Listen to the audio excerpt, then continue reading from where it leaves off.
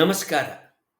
ನಮ್ಮ ಇಂದಿನ ವಿಷಯ ಬ್ಲೂಪ್, ಕಡಲಿನ ಆಳದ ನಿಗೂಢ ಸದ್ದು ಮತ್ತು ವಿಜ್ಞಾನ. 1997ರಲ್ಲಿ ಅಮೆರಿಕದ national oceanic and atmospheric administration ಸಂಸ್ಥೆಯ ಅಂಗವಾದ ಪೆಸಿಫಿಕ್ ಮೆರೈನ್ ಎನ್ವೈರನ್ಮೆಂಟಲ್ ಲ್ಯಾಬೊರೇಟರಿ ಸಮುದ್ರದ ಆಳದಲ್ಲಿ ನಡೆಯುವ ಭೂಕಂಪನ ಮತ್ತು ಜ್ವಾಲಾಮುಖಿಗಳನ್ನು ಕುರಿತಾಗಿ ಅಧ್ಯಯನವನ್ನು ನಡೆಸೋದಕ್ಕೆ ಪ್ರಾರಂಭ ಮಾಡುತ್ತೆ. ಇದಕ್ಕಾಗಿ ಅದು ಕಡಲಿನ ಆಳದಲ್ಲಿ ಸದ್ದುಗಳನ್ನು ದಾಖಲು ಮಾಡುವ ಹೈಡ್ರೋಫೋನ್ಗಳನ್ನ ಸ್ಥಾಪನೆ ಮಾಡುತ್ತೆ. ಹೀಗೆ ಸ್ಥಾಪಿಸಿದ ಹೈಡ್ರೋಫೋನ್ಗಳಲ್ಲಿ ಅತ್ಯಂತ ದೀರ್ಘ ತರಂಗಾಂತರದ ಹೆಚ್ಚು ಚೈತನ್ಯದ ಸದ್ದು ಒಂದು ದಾಖಲಾಗುತ್ತೆ. ಹೀಗೆ ದಾಖಲಾದ ಸದ್ದಿನ ಅಲೆಯ ಉದ್ದ 3220 ಕಿಲೋಮೀಟರ್ ಇರುತ್ತೆ. ಅಂದರೆ 3220 ಕಿಲೋಮೀಟರ್ ತರಂಗಾಂತರದ ಸದ್ದಿನ ಅಲೆ ಇದು. ಕಡಲಿನ ಒಳಗಡೆ ಇಂತಹ ಭಾರೀ ಸದ್ದು ಹಿಂದೆಂದೂ ದಾಖಲಾಗಿರಲಿಲ್ಲ. ಇಂತಹ ಸದ್ದು ಹಲವಾರು ಸಲ ದಾಖಲೆಗೆ ಸಿಕ್ಕುತ್ತೆ. ನಿರ್ದಿಷ್ಟ ಲಕ್ಷಣಗಳನ್ನು ಹೊಂದಿದ್ದ ಈ ಸದ್ದನ್ನು ವಿಜ್ಞಾನಿಗಳು ಬ್ಲೂಪ್ ಅಂತ ಕರೀತಾರೆ. ವಿಜ್ಞಾನಿಗಳು ದಾಖಲು ಮಾಡಿಕೊಂಡಿರೋ ಬ್ಲೂಪ್ ಸದ್ದನ್ನು ನಾನು ನಿಮಗೀಗ ಕೇಳಿಸ್ತೇನೆ.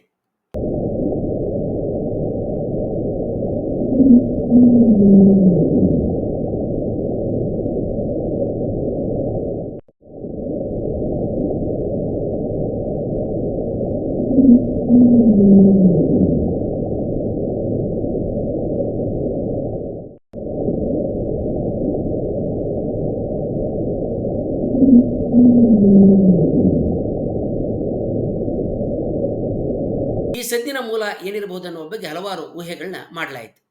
ಯಾವುದೋ ಒಂದು ದೇಶ ಕಡಲಿನ ಆಳದಲ್ಲಿ ಗುಟ್ಟಾಗಿ ಮಿಲಿಟರಿ ಕಾರ್ಯಾಚರಣೆಗಳನ್ನ ನಡೆಸ್ತಾ ಇರ್ಬೋದು, ಬೃಹತ್ ಜಲಾಂತರ್ಗಾಮಿ ಇಂಜಿನ್ನಿಂದ ಉಂಟಾಗಿರುವ ಸದ್ದಿದಾಗಿರ್ಬೋದು, ಆಳಕಡಲಲ್ಲಿ ಭಾರಿ ಗಾತ್ರದ ಕ್ವಿಡ್ನಂತಹ ಪ್ರಾಣಿಗಳು, ತಿಮಿಂಗಿಲಗಳು ಇಂಥ ಸದ್ದನ್ನು ಉಂಟು ಮಾಡ್ತಾ ಇರ್ಬೋದು, ಅಥವಾ ನಮಗೆ ಈವರೆಗೆ ಗೊತ್ತಿರದ ಕಡಲಿನ ಆಳದಲ್ಲಿ ವಾಸ ಮಾಡ್ತಾ ಇರುವ ಭಾರಿ ಗಾತ್ರದ ಯಾವುದೋ ಪ್ರಾಣಿಯಿಂದ ಬ್ಲೂಪ್ ಸದ್ದುಗಳು ಉಂಟಾಗ್ತಾ ಇರ್ಬೋದು ಅಂತ ಮೊದಲು ಊಹೆಗಳನ್ನ ಮಾಡಲಾಗುತ್ತೆ.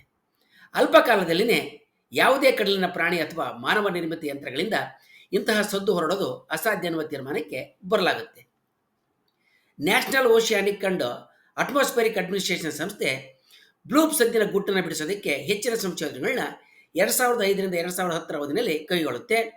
ಈ ಸದ್ದಿನ ಮೂಲ ದಕ್ಷಿಣ ಶಾಂತ ಸಾಗರದಲ್ಲಿ ಅಂಟಾರ್ಕ್ಟಿಕ್ ಸಮೀಪ ಇರುವ ಜಾಗದಿಂದ ಉಂಟಾಗುತ್ತೆ ಅಂತ ಗುರುತಿಸುತ್ತೆ.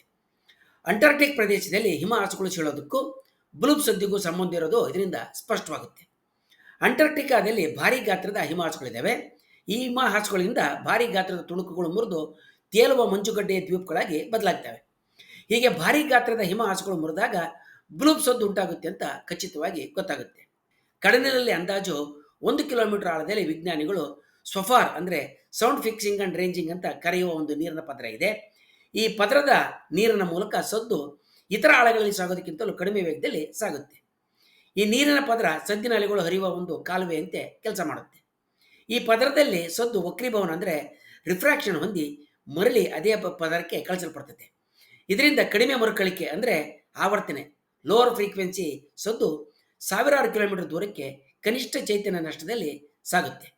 ಈ ವಿದ್ಯಮಾನವನ್ನು ತಿಮಿಂಗಿಲದಂಥ ಕಡಲ ಜೀವಿಗಳು ಹಾಗೆಯೇ ಮಾನವ ನಿರ್ಮಿತ ಜಲಾಂತರ್ಗಾಮಿಗಳಲ್ಲಿ ಕಡಲಿನ ಆಳದ ಸಂಶೋಧನೆಗಳಲ್ಲಿ ಬಳಸಿಕೊಳ್ಳಲಾಗುತ್ತೆ. ಜಾಗತಿಕ ಬಿಸಿ ಏರಿಕೆಯಿಂದ ಹಿಮ ಹಾಸುಗಳು ಮುರಿದು ಭಾರಿ ಗಾತ್ರದ ತೇಲುವ ಹಿಮಬಂಡೆಗಳಾಗ್ತವೆ. ಹೀಗೆ ಹಿಮಹಾಸು ಮುರಿಬೇಕಾದ್ರೆ ಭಾರಿ ಉದ್ದದ ಅಲೆಯ ಮೂಲಕ ಅಧಿಕ ಪ್ರಮಾಣದ ಚೈತನ್ಯವನ್ನು ಬಿಡುಗಡೆಯಾಗುತ್ತೆ. ಸದ್ದಿನ ಮೂಲ ಇದೆ ಅಂತ ಈಗ ಸ್ಪಷ್ಟವಾಗಿ ಗೊತ್ತಾಗಿದೆ.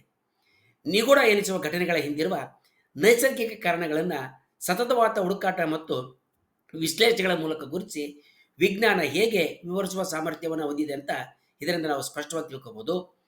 ಮುಂದಿನ ವಿಡಿಯೋದಲ್ಲಿ ನಾವು ಇಂತಹ ನಿಗೂಢವಾದಂಥ ಹಲವಾರು ಸಂಗತಿಗಳಿಗೆ ವಿಜ್ಞಾನ ಹೇಗೆ ವಿವರಣೆಯನ್ನು ನೀಡಿ ನಿಗೂಢತೆಯ ಗುಟ್ಟಿನ ಮುಸುಕನ್ನು ತೆಗೆದು ಸತ್ಯವನ್ನು ಮನಗಾಣಿಸಿದಂತ ತಿಳ್ಕೊಳ್ಳೋಣ.